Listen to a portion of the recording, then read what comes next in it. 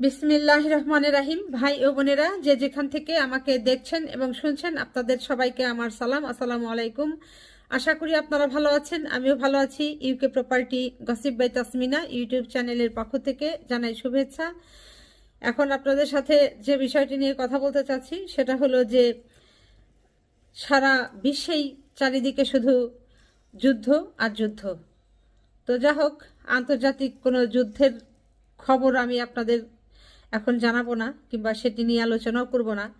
আমাদের নিজ দেশের ভেতরে বিভিন্ন জেলার থানা পর্যায়ের ইউনিয়নগুলোতে যে সংঘর্ষগুলো হচ্ছে, রক্তারক্তি হচ্ছে, সেটি নিয়েই অল্প কিছু কথা বলতে চাচ্ছি, যেটি অত্যন্ত দুঃখজনক এবং আমাদের সকলকেই এই দৃশ্যগুলো, এই ঘটনাগুলো হতাশ করছে।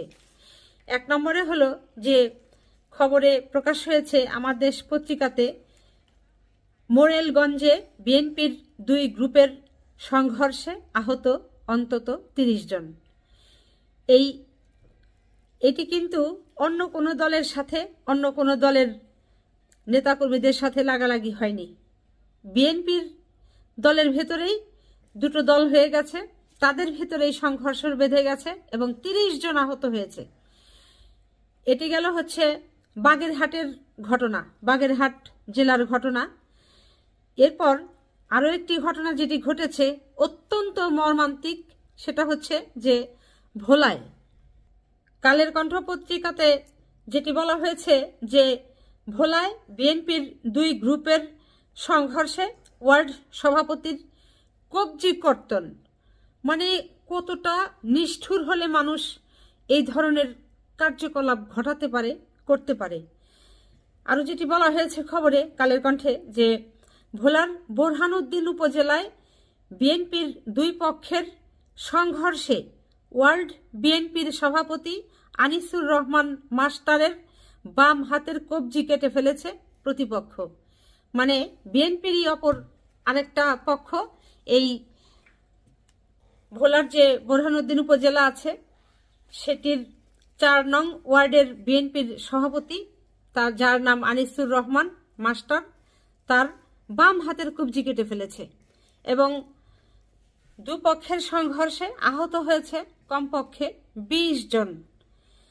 এখন কথা হলো, এই ভোলায় যে ঘটনাটা ঘটল, তারপর হচ্ছে অপর আরেকটি জেলা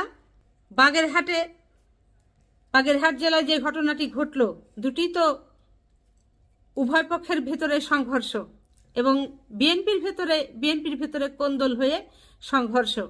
ওদিকে বাগেরহাটে আহত হয়েছে ৩০ জন, আর এদিকে ভোলায় আহত হয়েছে ২০ জন এবং ইউনিয়ন ৪ নম্বর ইউনিয়নের যিনি সভাপতি আনিসুর রহমান সাহেব, তার বাম হাতের কবজিও কেটে ফেলেছে। এখন মানুষ এগুলো দেখে কি বলছে? মানুষ তো এগুলো ছিছি করছে। বিএনপির মান সম্মান তো আসলে এখন ডুবে যাচ্ছে, সামনে ইলেকশন। এগুলো কি যারা জেলা পর্যায়ের শীর্ষস্থানীয় নেতারা আছেন, বিএনপির যারা আছেন, আপনারা কি এগুলো দেখছেন না? আপনাদের কান পর্যন্ত কি এই সমস্ত সংঘর্ষের কথাবার্তা এসে পৌঁছাচ্ছে না?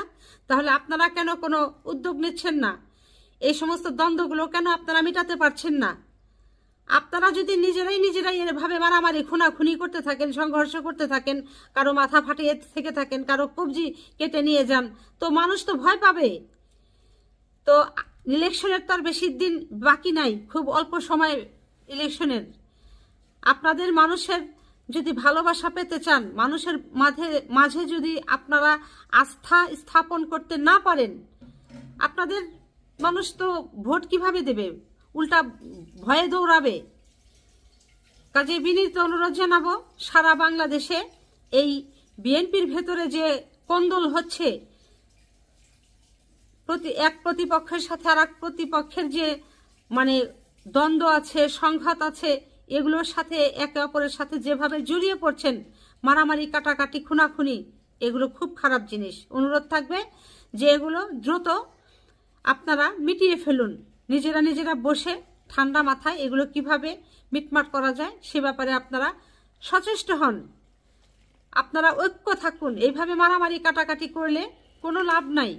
এতে করে যেটি হচ্ছে যে বিএনপি নামক যে একটি বড় রাজনৈতিক দল আছে বাংলাদেশে, এটির যে একটি সুনাম আছে, এই সুনাম নষ্ট হচ্ছে, বিএনপির ভাবমূর্তি নষ্ট হয়ে যাচ্ছে। তো যাই হোক, আর বেশি কিছু বলতে চাই না। সবাই ভালো থাকবেন, সুস্থ থাকবেন এবং আমার জন্য দোয়া করবেন। আমার এই চ্যানেলটিতে লাইক, কমেন্ট, শেয়ার এবং সাবস্ক্রাইব করবেন। আসসালামু আলাইকুম, আল্লাহ হাফেজ।